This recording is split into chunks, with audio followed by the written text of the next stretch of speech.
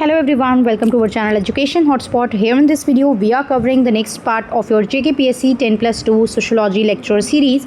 हम लोग 10 MCQ cover कर रहे थे, ऑल दो मैराथन स्टार्ट कर दिया क्योंकि एग्जाम पास है तो अब बहुत ज़्यादा बेनिफिशियल नहीं है कि 10 MCQ हम लोग करते रहें, तो इंपॉर्टेंट टॉपिक्स की marathon is going on.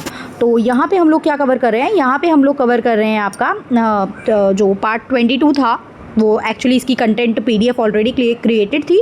So I want कि मैं इसको भी कवर करा दूँ और बाकी तो फिर हम मैराथन जो कर रहे हैं उसी फॉर्म में हम लोग मैराथन करेंगे. फैक्चुअल क्वेश्चन है, ज़्यादा टाइम आप लोगों का नहीं लूँगी, जल्दी से कवर कराऊंगी. That the book caste and race in India was written by, सीधा सीधा याद कर लो, caste and race in India की जो बुक है वो किसने लिखी थी, तो that is by GS Ghurye. GS घुरे के बारे में आपको कुछ फैक्ट पता होंगे. दैट जो है इनको फादर ऑफ इंडियन सोशोलॉजी कहा जाता है. ये इंडोलॉजिकल पर्सपेक्टिव से रिलेटेड थे. इन्होंने इंडिया के कास्ट सिस्टम के रिगार्डिंग 6 फीचर्स दिए. एक बार वो 6 फीचर्स भी देख लेना, बिकॉज सम टाइम एग्जाम में सीधा सीधा पूछ लेगा which of the following is a feature of caste by GS Ghurye या not the feature of caste by GS Ghurye. इस तरीके के क्वेश्चन भी आ जाते हैं. The Indian sociologist known for the Marxist interpretation of Indian society, जो मार्क्स के ideology के बेसिस पे इंडिया की सोसाइटी को एक्सप्लेन करते थे. आज के मैराथन के पार्ट 2 में मैंने आप लोगों को perspective to study Indian society बताया है, जिसमें से मैंने एक मार्क्सिस्ट पर्सपेक्टिव भी बताया है. मार्क्सिस्ट पर्सपेक्टिव में वो थिंकर आते हैं जो कार्ल मार्क्स की तरह, कार्ल मार्क्स कॉन्फ्लिक्ट एक थिंकर थे, कार्ल मार्क्स क्लास स्ट्रगल की बात करते थे, कार्ल मार्क्स कैपिटलिज्म को जो है वो ब्लेम करते थे for the inequality in the society. समाज में इनइक्वालिटी है क्योंकि क्लास स्ट्रगल है, क्योंकि कैपिटलिस्ट लोग एक्सप्लॉइट कर रहे हैं वर्किंग क्लास को, राइट. तो सीधा सीधा नाम पूछा है कौन से इंडियन सोशोलॉजिस्ट थे, तो the answer to that is AR Desai, right. Next देखते हैं, the term jajmani system is related to. Jajmani system क्या होता है, देखिए एक पर्सन होगा जो जजमान होगा और बाकी जो होते हैं यहाँ पे सर्विसेज आप रेंडर करते हो, यहाँ पे आप सामान नहीं बेच रहे हो. यहाँ पे ये कास्ट बेस्ड ऑक्यूपेशनल एक्सचेंज है जहाँ पे आप अपनी सर्विसेज दूसरे को दे रहे हो और दूसरा आपके लिए. जजमान जैसे हम कहते हैं ना कि आपके लिए वो रिलीजियस चीज़ है, जैसे मान लो एक यज्ञ हो रहा है, एक पूजा पाठ हो रही है, वो आपके लिए पूजा पाठ परफॉर्म कर रहा है, तो आप उनको उनके बदले पैसे नहीं दे रहे हो पूजा करने के, आप उनको क्या कर रहे हो, आप जो सर्विसेज करते हो, आपका जो काम है आप उनको अपनी सर्विसेज, जैसे फॉर एग्जांपल कोई कॉबलर है, कोई गोल्ड स्मिथ है, आप इस तरीके के अगर काम करते हो तो आप अपनी सर्विसेज उनको दे दोगे उसके बदले, मतलब आप पैसे ना देके अपनी सर्विसेज उनको रेंडर करोगे. तो caste based occupational exchange system है. आप लोग मुझे कमेंट करके बताएंगे कि जजमानी सिस्टम किसने दिया था, वाज गिवन बाय. ये मैंने पिछली वीडियो में क्वेश्चन लिया हुआ है ऑलरेडी. तो if you are sincerely following all the videos, अब तक आपने सारे पार्ट देखे, सारी वीडियोज़ देखी हैं, उनको समझा है, उनको याद करा है, तो आई होप ये आंसर आपको पता होगा. That jajmani system was given by. तो आप बताएंगे Who wrote the book Homo Hierarchus Analyzing the Indian Caste System.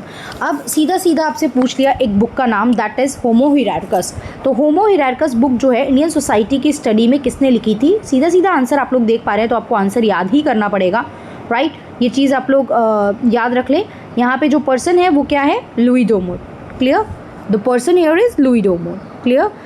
चलिए आगे बढ़ते हैं. इंडिया के कास्ट सिस्टम के बारे में यहाँ पे इन्होंने मेंशन किया है. 1966 में ये बुक पब्लिश हुई थी, तो ये चीज़ हमें याद रखनी है. आगे बढ़ते हैं नेक्स्ट क्वेश्चन पे.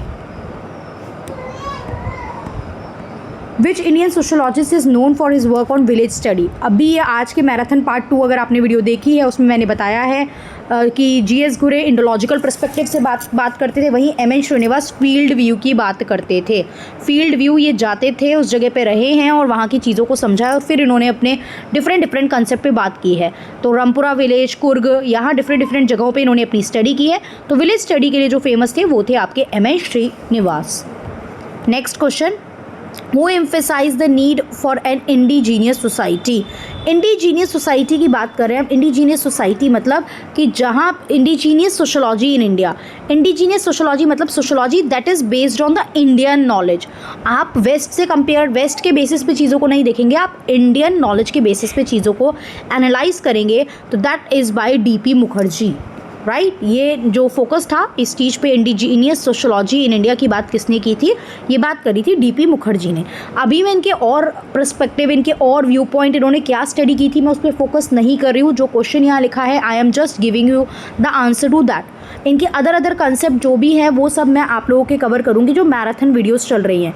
जो मुझे लगेगा कि ये टॉपिक इन्होंने दिया है तो उस टॉपिक को समझते हैं. जैसे चल रही है आपने पार्ट 1 पार्ट 2 आई होप अब तक देख लिया होगा, तो उस वे में वहाँ पे हम लोग ये चीज़ें कवर कर लेंगे, राइट.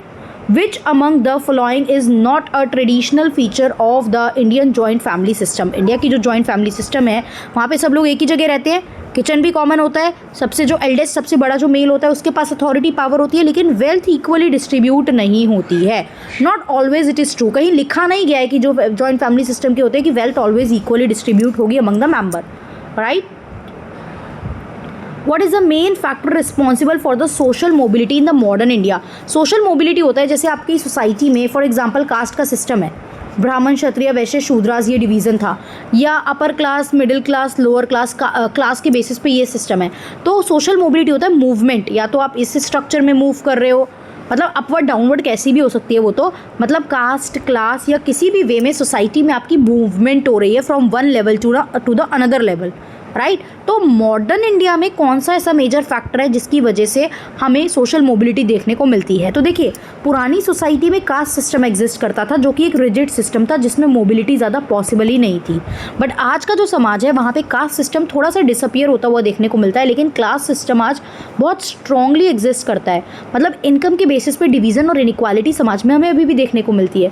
वो आप कैसे दूर कर सकते हो? अगर आपको अच्छी अपॉर्चुनिटी मिले, अगर आपको अच्छा एजुकेशन मिले, तो आप अच्छा अर्न करोगे और आप भी अपलिफ्ट कर पाओगे अपने आप को और आपकी अपवर्ड मूवमेंट हो पाएगी। तो education is a important role in the education plays an important role in the modern time, कि आप सोशली मूवमेंट कर सकते हो, मतलब आपकी पोजीशन जो है वो अपलिफ्ट हो सकती है। Who conducted one of the earliest study on the, देखिए आंसर यहीं आ गया। वैसे आप कमेंट क्या करेंगे, आई थिंक मैंने पिछले में नहीं लिया होगा, यही मैंने इंक्लूड किया है जो मैंने अभी जजमानी सिस्टम के बारे में आपसे बात की थी ऊपर। यहाँ पे किसने इसकी स्टडी की है? तो the answer is W.H. Wiser, right, W.H. Wiser. Last question of today's class मैंने बहुत जल्दी समअप किया है क्योंकि बहुत डिटेल कंसेप्ट नहीं है। अल्टीमेटली एग्जाम MCQ बेस है, आपको फैक्ट्स पता होने चाहिए, कंसेप्ट पता होंगे दैट इज़ गुड, बट बहुत सारी चीज़ें बुक्स एंड ऑथर्स ईयर्स, इसमें कंसेप्ट का कोई रोल नहीं है, ये आपको रटना पड़ेगा, याद करने पड़ेंगे मल्टीपल टाइम बोल बोल के, राइट। तो which group generally played the role of coming in the jajmani system? Jajmani system में मैंने आपको बताया कि जो जजमान होंगे वो लोग क्या करेंगे, वो लोग आपके लिए पूजा पाठ रिलीजियस जो अफेयर्स है वो परफॉर्म करेंगे, एंड बाकी जो रिमेनिंग लोग होते हैं वो उनको अपनी सर्विसेज देते हैं, उसके बदले वो उनको अपनी सर्विसेज देते हैं। तो वो जो रिमेनिंग ग्रुप है उसको हम कामीन भी बोलते हैं, राइट। और वो क्या होती है? वो सर्विस प्रोवाइडिंग कास्ट होती हैं, वो जो आपको अपनी सर्विसेज देंगी। वो लैंड ओनर नहीं होते हैं, वो प्रीस्ट नहीं है, वो ब्रिटिश ऑफिशियल भी नहीं है, वो लोग हैं जो आपको अपनी सर्विसेज प्रोवाइड करेंगे। क्लियर?